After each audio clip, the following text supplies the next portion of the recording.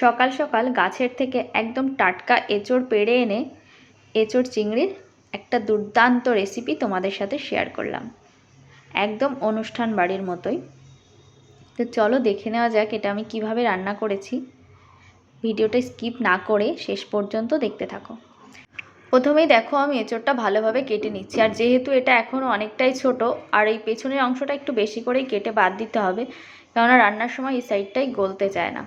তো দেখো আমি যেভাবে কেটে নিয়েছি তোমরাও ঠিক সেইভাবেই কেটে নেবে। আর যেহেতু এর মধ্যে এখনও বীজটা বড় হয়নি, তাই আলাদা করে বেছে নেওয়ার কোনো প্রয়োজন নেই। আর এরকম ছোট এঁচোড় খেতে সবথেকে বেশি সুন্দর লাগে। তো আমি এটা প্রথমে সিদ্ধ করে নেওয়ার জন্য ভালো করে ধুয়ে নুন হলুদ দিয়ে মোটামুটি প্রায় 15-20 মিনিট মতো এইভাবেই ঢাকা দিয়ে রেখে দেবো। দেখো এঁচোড়টা সেদ্ধ হয়ে গেছে। এরপর রান্নাতে চলে আসি। তা আলু প্রথমে ছোট ছোট করে কেটে ভেজে নিয়েছি, আর এখানে চিংড়ি মাছ ধুয়ে নিয়েছি। এবার চিংড়ি মাছগুলো প্রথমেই ভেজে নেব।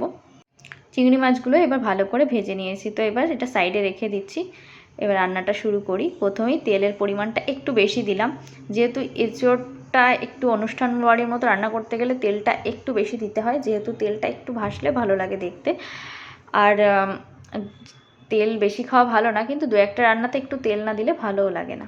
তো আমি এখানে জিরে ফোড়ন দেওয়ার পর তেজপাতা শুকনো লঙ্কা ফোড়ন দিয়ে নিয়েছি, আর প্রথমে পেঁয়াজটা ভেজে নিচ্ছি আর লো ফ্লেমে দিয়ে। এবার যে মশলাটা দিচ্ছি, আদা, কিছুটা পরিমাণ রসুন আর শুকনো লঙ্কা। এবার দিয়ে দিচ্ছি জিরে। এই উপকরণগুলো আমি একসাথেই পেস্ট করে নেব। আর মৌরি, আর এখানে গরম মশলা, এলাচ, দারচিনি, লবঙ্গ, তো সব কিছু একসাথে ভালো করে পেস্ট করে নিয়েছি। আর পেঁয়াজটা দেখো মিডিয়াম ভাজা রেখেছি, একদম পুড়ে যায়নি, লাল লাল করে ভেজেছি। এবার মশলাটা দিয়ে আমি ভালো করে কষিয়ে নেব। আর মশলাটা একদম বেশি কড়া করে কষিয়ে নেওয়ার কোনো প্রয়োজন নেই, মোটামুটি কাঁচা গন্ধটা গেলেই হবে। আর তেলটা ছাড়লেই তখনই এঁচোড়টা দিয়ে দিতে হবে। এঁচোড়টা দেওয়ার পরে আমি এটাকে ভালো করে নাড়িয়ে চাড়িয়ে একটু ভেঙে দেব, যেহেতু এটা অনেকটাই সেদ্ধ হয়ে গেছে। এবার দিয়ে দিচ্ছি পরিমাণ মতো নুন আর পরিমাণ মতো হলুদ।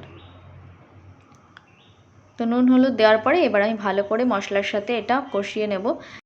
যেহেতু এঁচোড়টা আগে থেকেই সিদ্ধ করে নিয়েছি, ওর জন্য কষানোর সময় এটা দু একটা ভেঙে দেব, মানে একটু গ্রেভি গ্রেভি মতো হবে, তাই ছাড়া ছাড়া ভাবটা যাতে না থাকে, তাই একটা দুটো একটু ভালো করে গলিয়ে দিচ্ছি।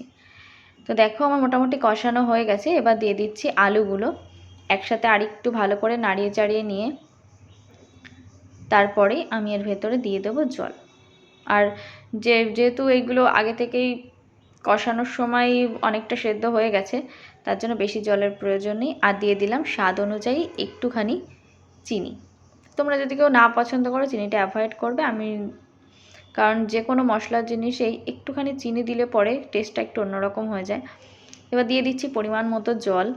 এবার জল দেওয়ার পরে মোটামুটি আমি 15 মিনিট মতো হাই ফ্লেমে দিয়ে ফুটতে দেব।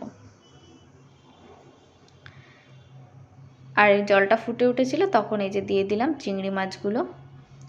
এবার ভালো করে নাড়িয়ে চাড়িয়ে মোটামুটি আরও 10 মিনিট আমি হতে দেব। মোটামুটি মাঝে মাঝে এইভাবে নাড়াতেই হবে। আর দেখো ঝোলটা টেনেই এসছে, আর কিছুটা সময় হলেই এটা হয়ে যাবে। দেখো মোটামুটি কমপ্লিট আমার রান্নাটা। আর তোমাদের একটা জিনিস বলাই হয়নি, যে আমি পেস্ট করার সময় যে মৌরিটা দিয়েছিলাম, তো মৌরিটা দিলে এঁচোড়ের তরকারিটার স্বাদটা একদম অন্যরকম হয়ে যায়। তোমরা যদি কেউ মৌরি এখনও দাওনি এঁচোড় রান্নার সময়, তো অবশ্যই সেটা দিয়ে নিও, তাহলে খেতে অন্যরকম লাগবে। আর তোমরা যারা আমার ভিডিও নতুন দেখছো তারা অবশ্যই সাবস্ক্রাইব করে দিও। আর যাদের আমার ভিডিওটা ভালো লাগলো তারা কমেন্ট বক্সে জানিও।